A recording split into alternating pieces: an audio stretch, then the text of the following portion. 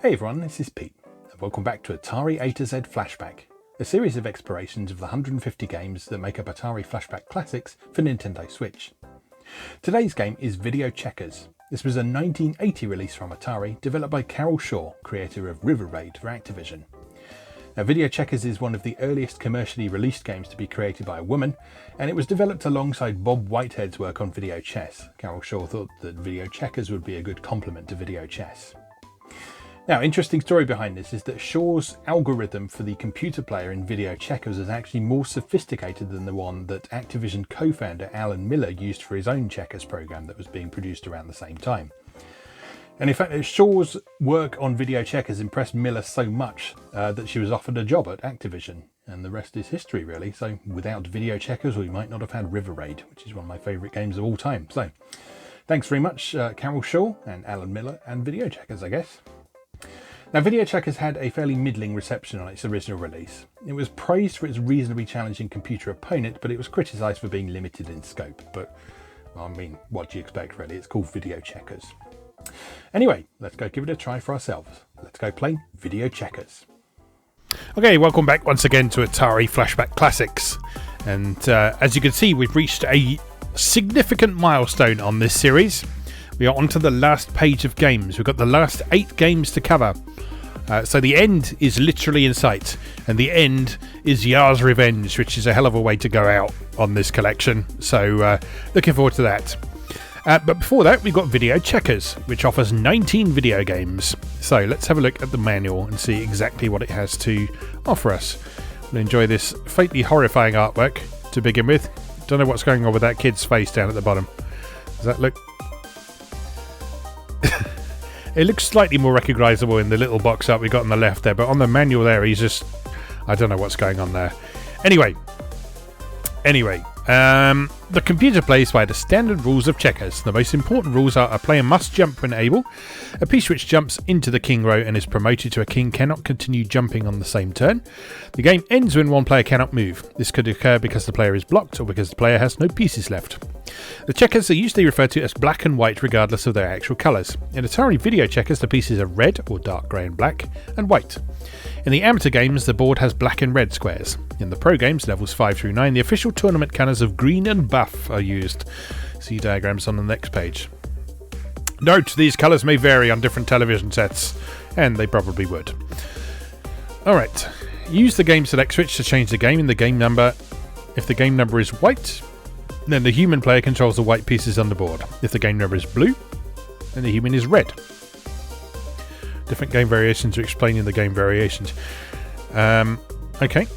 In games 1 to 9, the computer plays regular checkers. The computer's skill level increases as the game number increases. Game 10 is for 2 players. Number of players for each game is displayed at the upper right corner of the screen. Games 11 to 19 are losing or giveaway checkers. As in games 1 to 9, the skill level increases as the game number increases. The object of the giveaway checkers is to be the first player to be unable to move by losing all of your pieces or by being blocked. Now that's interesting. I've never come across that before. But yeah, it's basically the opposite of normal checkers, or drafts as we call it over here. Yeah, you're actually trying to get screwed over. The game select switch may be used in the middle of a game, and the computer will continue play using the new game difficulty level or variation. So, in theory, you could be playing a terrible game of normal checkers and then just switch it to giveaway checkers halfway through, and yeah, there you go. Game reset switch. Use this switch to set up the checkers on the board for a new game or to reset a game at any time. If the computer starts the game, it will pick its first move at random. To clear all the pieces off the board, depress the game reset switch with the left difficulty switch in the A position for setup mode. Yeah, so much like some of the other sort of strategic board games that were available for the platform, you can sort of set up various scenarios for yourself to practice as well. So left difficulty position, use the B position for normal gameplay, use the A position to set up the board. In setup mode, use the left joystick to place pieces on the board wherever you want.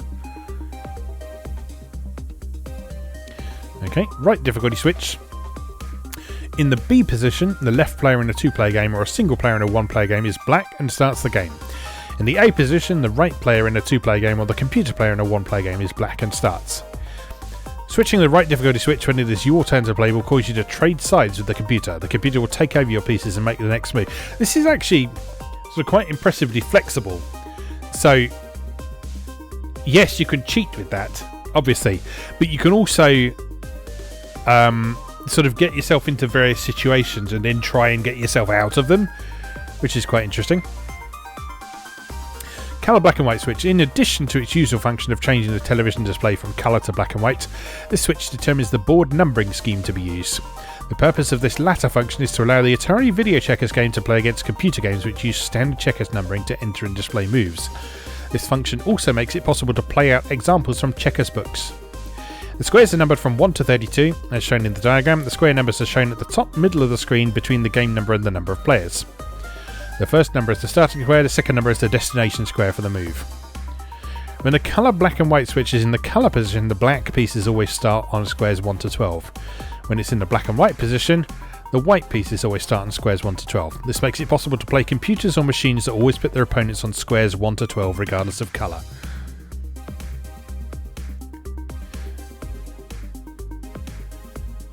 Okay, so controlling it should be fairly straightforward.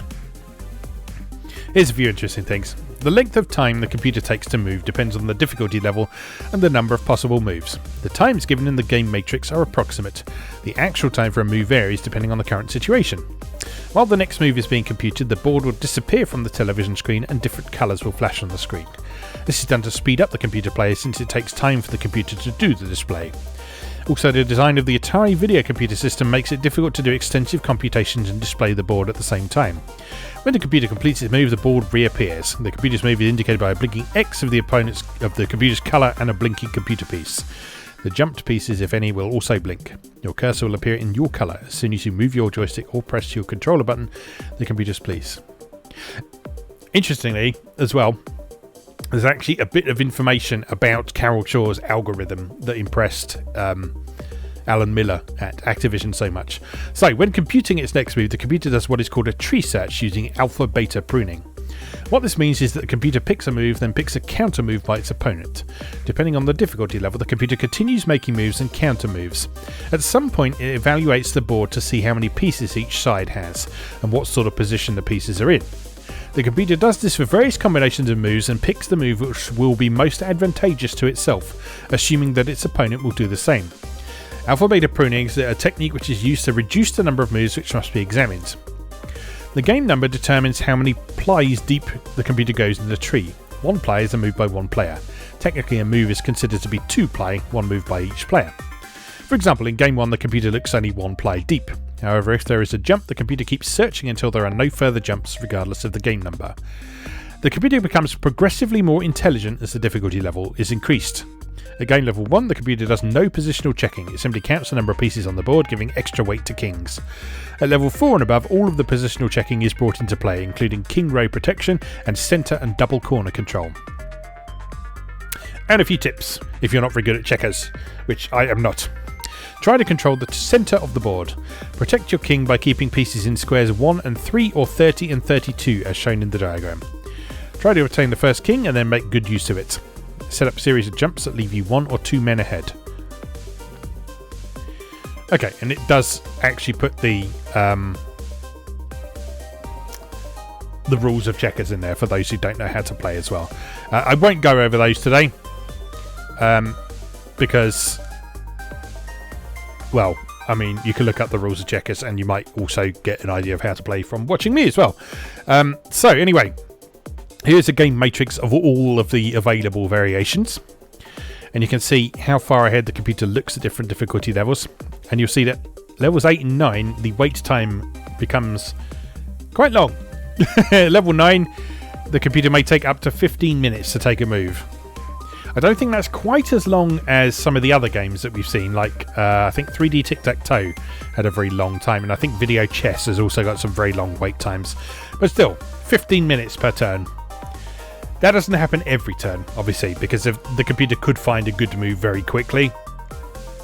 But yeah, on those high difficulty levels, you need to be prepared for for that to be the case. Alright, let me now embarrass myself at video checkers. Right, let's just make sure we are set to begin with. Computer looks ahead one move. I'm going to play it on the easiest level because, as I say, I suck at checkers. And I'm probably going to embarrass myself regardless of what level I play on. So, let's see how we go.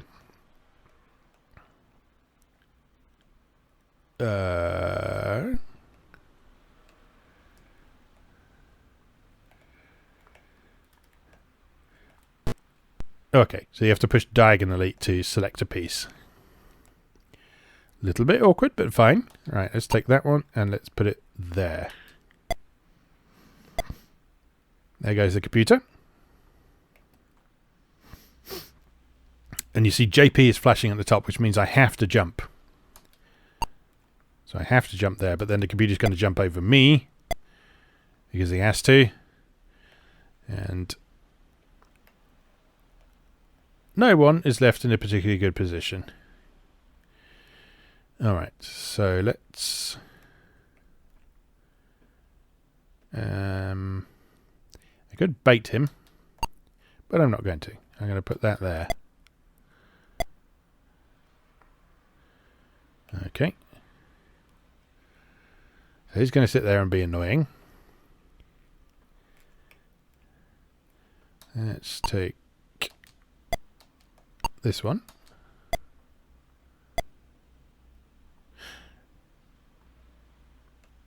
Should have seen that, shouldn't I? I told you I'm shit at this game. Absolute shit.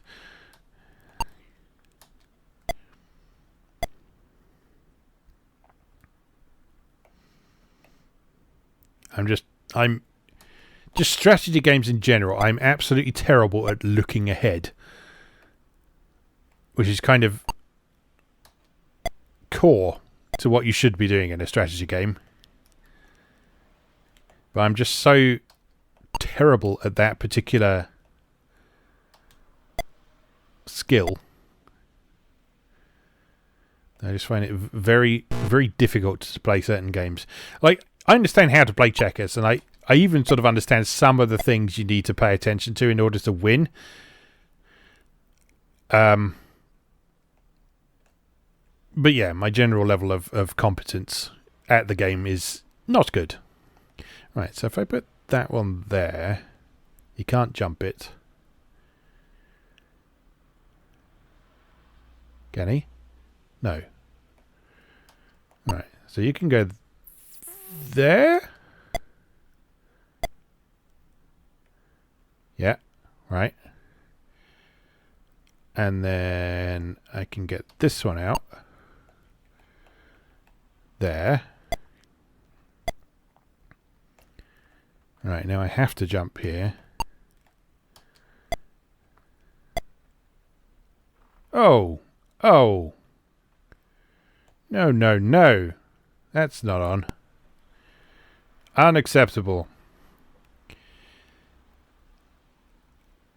Well.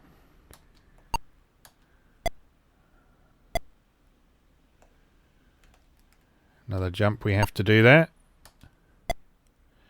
But then he'll take that one, obviously. Obviously. This isn't going well for me, is it? Alright, you go there. That was stupid. See? Told you. Terrible. Absolutely terrible.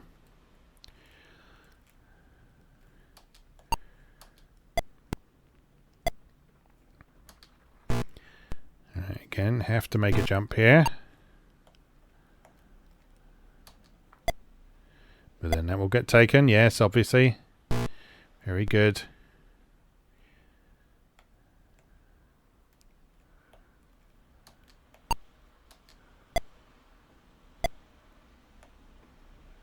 And then we have to take this one, and then the king's going to take that one, and then... Yep. You think you're so clever, don't you? You think you're so very clever.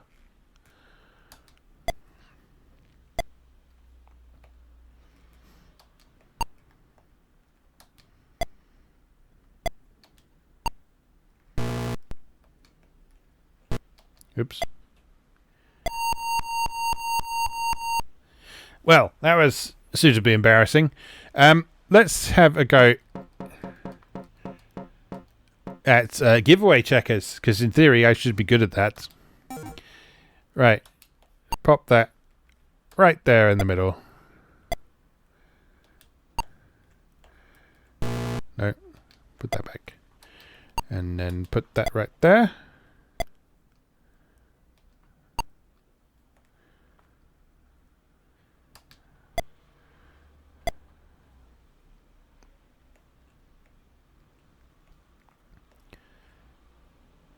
Right, so he has to take mine there. Can I force him into doing a double jump? No, not this time. I can. Oh, I have to do a jump. Oh, no! This is harder than it sounds.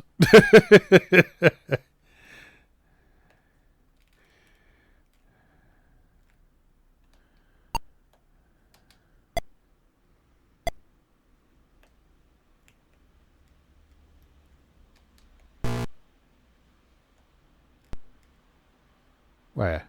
Where do I have to jump?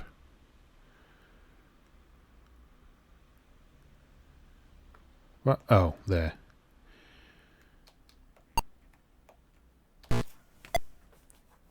Curses! You think a game where all you have to do is lose at checkers would be pretty straight... Oh, fucking king.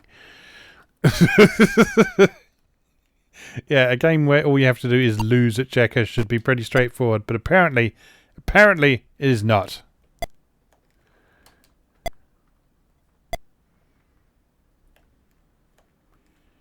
Fuck's sake, computer.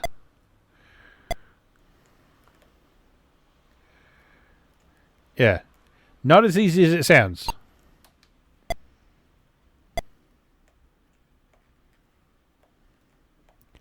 Not as easy as it sounds at all.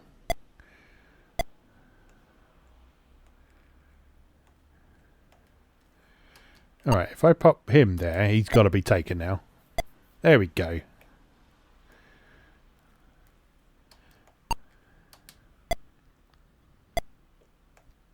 Oh, you piece of shit. Oh, this is so unfortunate. Right, if I move this one here, he's got to take that one. But then I have to take him. Oh, this is difficult. I don't like this. I don't like this. It's hard. Right, you advance. And then you advance some more. There we go. Right, and then you advance there. Okay, now we're making some progress. And then you go there. Yeah. Oh, shit. And then I've got to take him.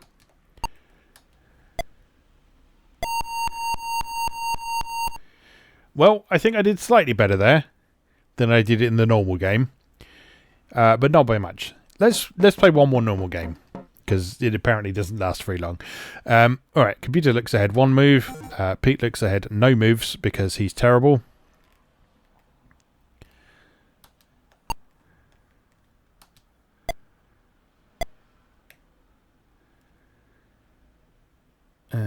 You go there.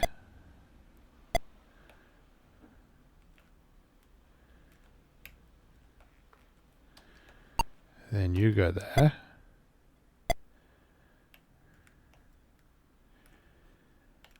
And you advance as well.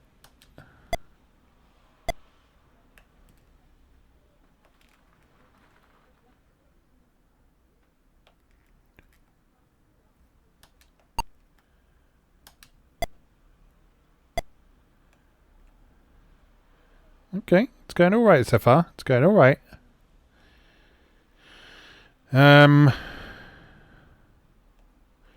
Right, if that one goes there, no, he can be taken if he goes there. If this one goes here, can't be taken, I don't think.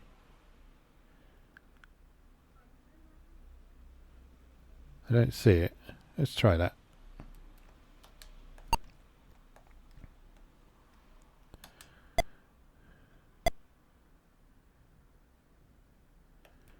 Okay. No, because that'll leave him open to being taken, won't it? If I move him there, though, that protects him, I think.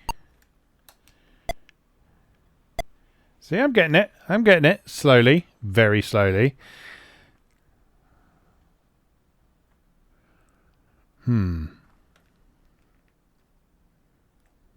Alright, now if... No, because he can be jumped. I think this one is safe to move, though. Oh no, I've got a jump I have to make. Bollocks.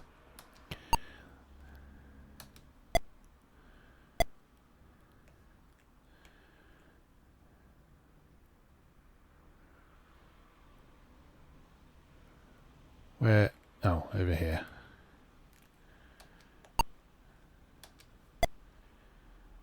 Yep, just exchanging pieces. Good, good, good.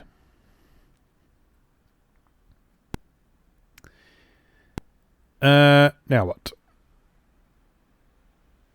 I think this one here.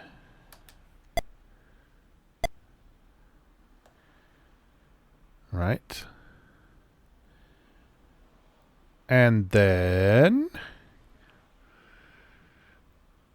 I feel kind of boned.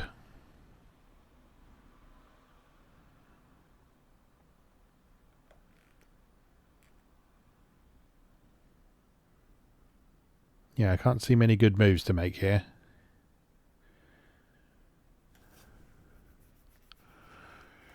Because pretty much everything will result in a capture.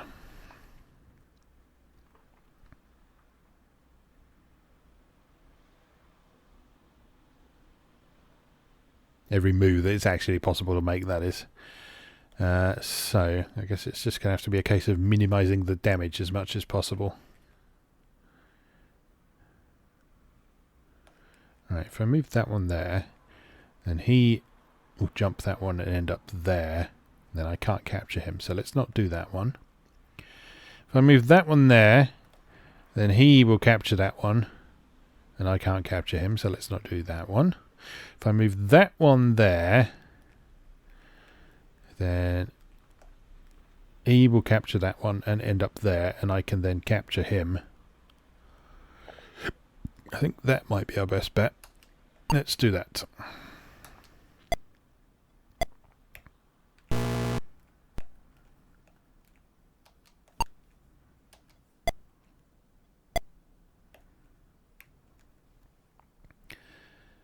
Okay, so we can then protect him with that.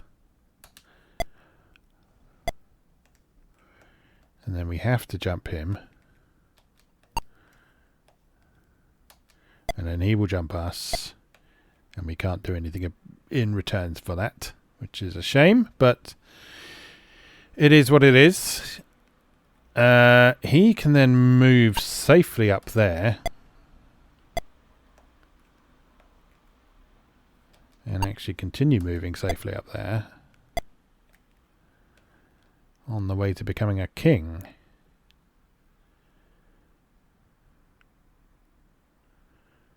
Is that what we want to do? I think it might be.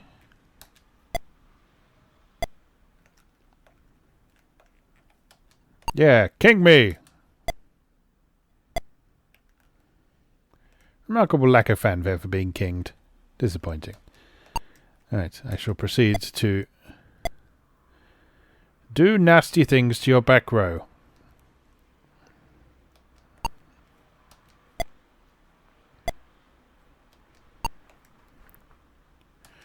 You think you are safe, but you are not.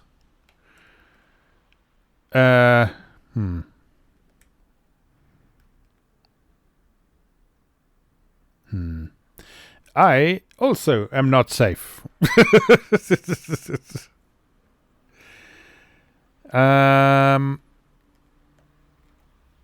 But I can just jiggle him around a bit. Yeah. Because I can go there.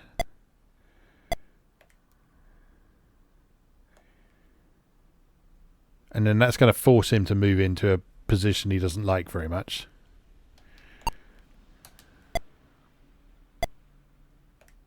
Such as that one. And then I have to jump. And then he'll jump me. And then nobody's terribly happy with that, but... well, that's what happens.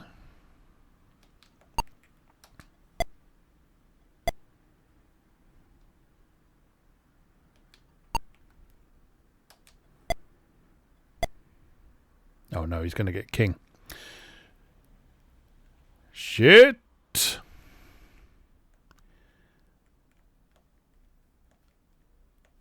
Oh well, we're just going to have to deal with that when it happens, because it's going to happen. There it is. That side is pretty well protected for the minute.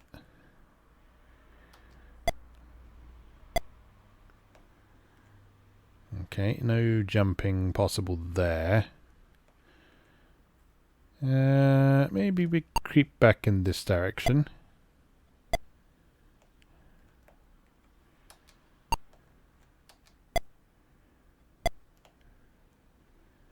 And then I have to jump him.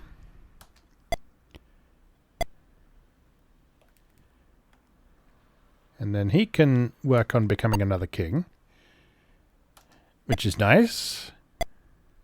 He's got 2 kings, but yeah, it's okay. It's okay. It's all fine. You could...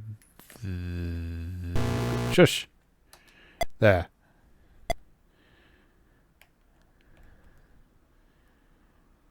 Right. Now what? That is the question. Bring you out. He can't capture that one there. Because he's on an edge. One of these guys can move in here, though.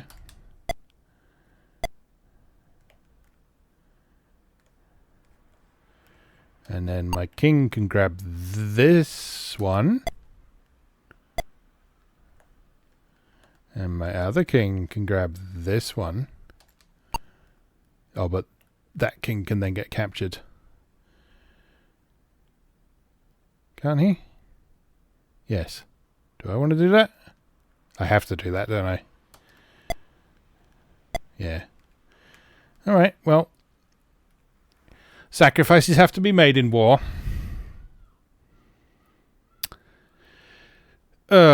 Shit. Now what?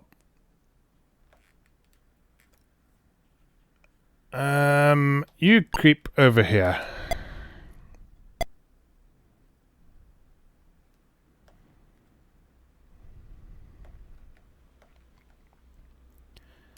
Oh, he's going to get a 3rd king. No, he's not. He's running away like a big fat coward. Alright, you go there. And then you're going to run away. Because you're a big pansy.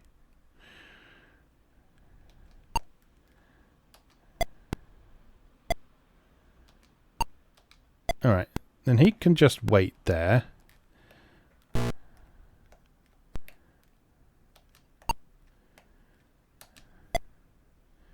I don't know who's going to win at the minute. Genuinely don't know. Because we've both got a chance here, I feel. Oh, but he can fucking capture that king, can't he? Ooh! I don't like this!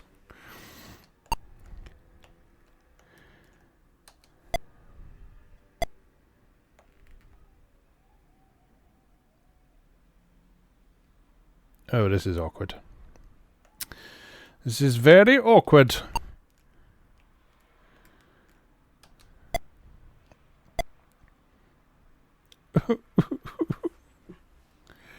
It's not fair. It's not fair. He was going to become another king. And now he cannot.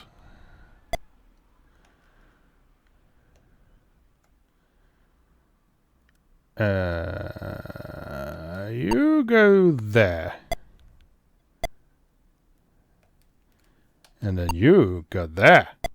Yes, please. Thank you very much. Alright, it's fine. Another sacrifice made, but, you know, these things have to happen. Oh, he's going to become another king. I don't like it. But we'll just see what happens. We'll just see what happens. Right, that now frees these ones up a little bit to do that. Of course, he's going to go there. You go here. He's going to run away like a big coward. So we just advance these boys up the board.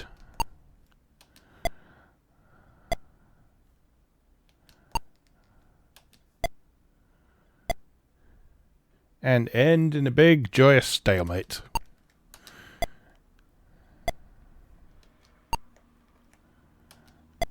Alright, another king. Very nice. Okay, time for the rest to pay a visit to Kingland.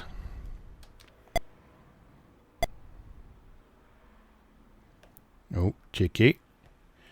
Cheeky.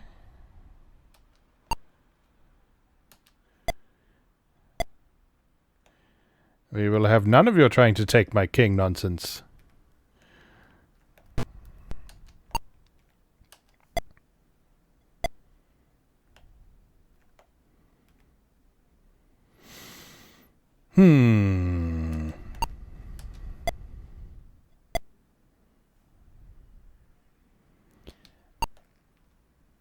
Computer very much playing for time here.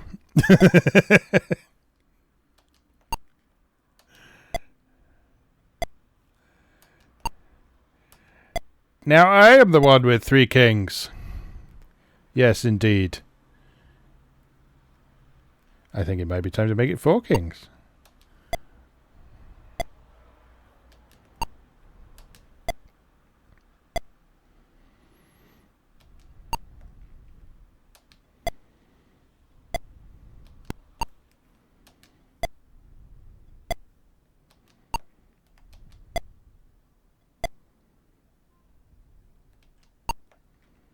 You can chase me all you like.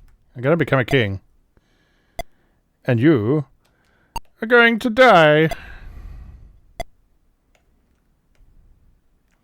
That's right. Come into my lair.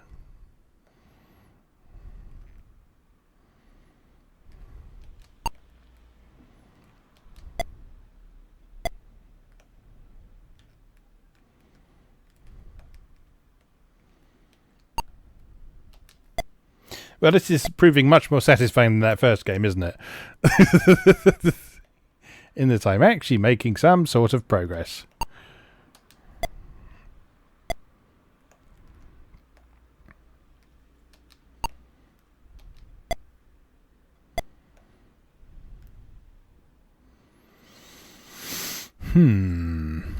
Right, you go there.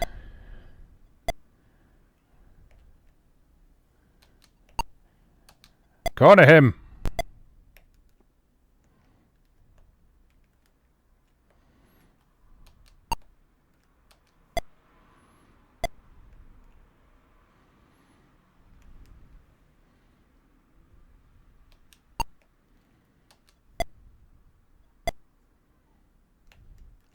Run away, run away.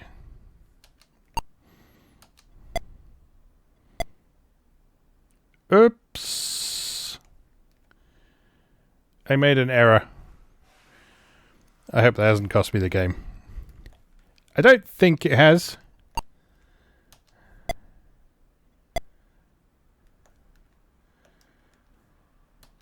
But I guess we'll see.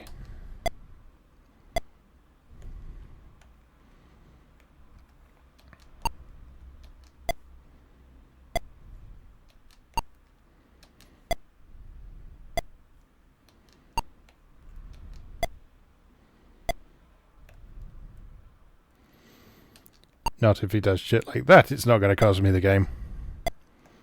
It's all over for you. It's all over. Ah, I've won. I'm satisfied. I've beaten the computer on video checkers at level 1. That is about the limit of my strategy gaming ability. But yeah, I'm pleased with that. That's a decent little game. That actually, it's a good game of checkers. I suspect on the higher levels, for those who know how to play checkers a bit more effectively than I do, that will present a nice challenge. And of course, there's the 2-player mode as well. So yeah, if you want a bit of board gaming fun on your Atari 2600, this is a good choice. And this is also a good example of something we talked about before, which is the idea of the 2600 being used as a means of sort of facilitating fun. So it's not sort of providing everything that you sort of need to make a satisfying experience. You sort of provide the social aspect of the game here, and the sort of celebrations when you win and that sort of thing, and the fanfare over getting a king and so on.